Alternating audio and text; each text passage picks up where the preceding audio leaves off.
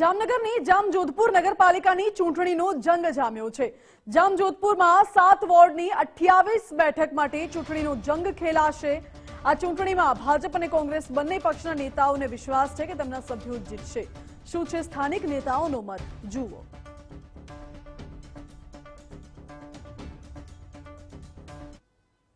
શરૂઆતથી ભાજપ જે છે તે અહીં જામજોધપુરની બેઠક જામજોધપુર નગરપાલિકા પર સત્તાનું કમાન સંભાળતો આવ્યો છે। ત્યારે શું છે ચિત્ર, આપણી સાથે ભાજપ સંગઠનના નેતાઓ જોડાયેલા છે, તેની સાથે વાત કરશું। કૌશિકભાઈ, શરૂઆતથી જામજોધપુર નગરપાલિકા ભાજપનો ગઢ રહી છે, શું કહેશો આ વખતેના સમયે? જામજોધપુર નગરપાલિકા વર્ષોથી ભારતીય જનતા પાર્ટી પાસે છે।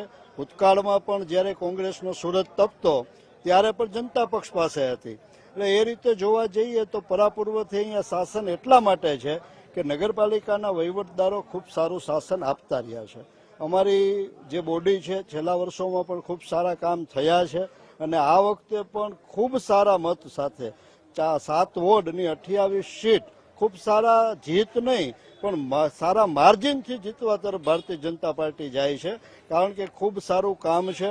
મોદી સાહેબનું જે સ્વપ્ન સુરાજ્યનું છે, અમારા મુખ્યમંત્રી શ્રી છે, કેન્દ્રમાં અને રાજ્યમાં ભારતીય જનતા પાર્ટીનું શાસન છે, તો ખૂબ સારી રીતે અહીંયા પણ લોકોમાં ઉત્સાહ છે સ્વયંભૂ કે નગરપાલિકામાં સફાઈની વાત હોય, પાણીની વાત હોય, વીજળીની વાત હોય, રસ્તાની વાત હોય, તો નગરપાલિકા એટલા સારી રીતે કામ કરે છે કે કોઈ વિષય જ નથી વિરોધ પક્ષ પાસે। ખૂબ સારી રીતે જીત તરફ આગળ જઈએ છીએ। ચેતનભાઈ, તમને કહીશ કે આ વખતે આપનું નવું પરિબળ સામે આવ્યું છે, શું અસર પડશે? કારણ કે વિધાનસભા આપે જીતી છે, તો જામજોધપુર બેઠક પર, જામજોધપુર નગરપાલિકા પર શું અસર પડે? જામજોધપુર નગરપાલિકા ઉપર આમ આદમી પાર્ટીને લીધે કોઈ અસર પડવાની નથી। શહેરી વિસ્તારની અંદર આપણે બધાને અનુભવ છે કે પરફોર્મન્સના આધારે મતદાન થતું હોય છે। જામજોધપુર નગરપાલિકાને ભૂતકાળની અંદર પાણી વિતરણનો રાષ્ટ્રીય કક્ષાનો એવોર્ડ મળેલો છે। નગરપાલિકાની અંદર સ્વચ્છતા બાબતે, સ્ટ્રીટ લાઇટ બાબતે, આ બધી તમામ વિકાસના કાર્યો બાબતે આ અમારી નગરપાલિકા છે એ ઉચ્ચ ગુણવત્તાવાળી છે। લોકોને સંપૂર્ણ સંતોષ છે। ભારતીય જનતા પાર્ટીએ બધી જ્ઞાતિઓને ધ્યાનમાં રાખી હરહંમેશ પ્રતિનિધિત્વ આપ્યું છે। આ વખતના નવી પેનલમાં પણ બધી જ્ઞાતિઓનો સમાવેશ કરેલો છે। અમારા સાથે તમામ વેપારી વર્ગ છે।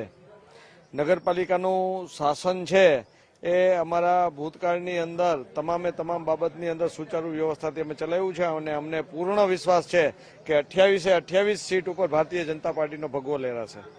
વધુ એક વખત ભાજપા જે તે સત્તાનું કમાન સંભાળશે અને નગરપાલિકાના ઇતિહાસમાં જે સત્તાના સૂત્રો છે તે ફરી વખત સંભાળશે, તેમ ભાજપના કાર્યકરો કરી રહ્યા છે। આપ નામનું ફેક્ટર અહીં કામ નહીં કરે, કારણ કે વિકાસની જે વણઝાર છે તેને લોકો મત આપશે તેવું કહેવું છે। કેમેરામેન હિરેન ગાંધીની સાથે નથુ આહિર, ગુજરાત ફર્સ્ટ, જામજોધપુર, જામનગર। જામજોધપુરની સમગ્ર જનતા ઉપર ભારતીય જનતા પાર્ટીને એક જબરજસ્ત વિશ્વાસ અને ભરોસો છે કે વર્ષોથી ભારતીય જનતા પાર્ટીનું શહેર રહ્યું છે, ભારતીય જનતા પાર્ટીના મતદાર રહ્યા છે। વર્ષોથી ભારતીય જનતા પાર્ટી ઉપર વિશ્વાસ રાખતા મતદારો આગામી ચૂંટણીની અંદર નગરપાલિકાના 7 વોર્ડમાં 28 ઉમેદવાર ને 100% સમર્થન આપી અને 28 સીટ ભારતીય જનતા પાર્ટીને મળશે એવો આશા અને વિશ્વાસ છે। છેલ્લા 25 થી 27 વર્ષથી જામજોધપુર નગરપાલિકામાં ભાજપનું એકહથ્થું શાસન છે અને સમસ્યાઓની ભરમાર છે। જામજોધપુર શહેરમાં રોડ, રસ્તા, ભૂગર્ભ ગટર અને અનેક જાતની સમસ્યાઓ છે। પાલિકામાં ભયંકર ભ્રષ્ટાચાર છે, પરંતુ માથાભારે તત્વોના હિસાબે કોઈ બોલતા નથી। રોડ, એકને એક રોડ લગભગ 10 વખત ખોદે છે। નવો રોડ બને તો કોઈ પણ જાતનું મેન્ટેન કે કોઈ પણ પ્રકારનું કંઈ કામ નથી કરતા। બીજા નંબરમાં નવો રોડ બને, ભૂગર્ભ ગટર કરે, વળી તોડે, વળી પાછો રિપેર કરે, વળી પાછી પાણીની લાઈન વળી તોડે। પ્રજાના પૈસાનો વેડફાવ સિવાય કોઈ પણ પ્રકારની કાર્યવાહી આ લોકો કરતા જ નથી।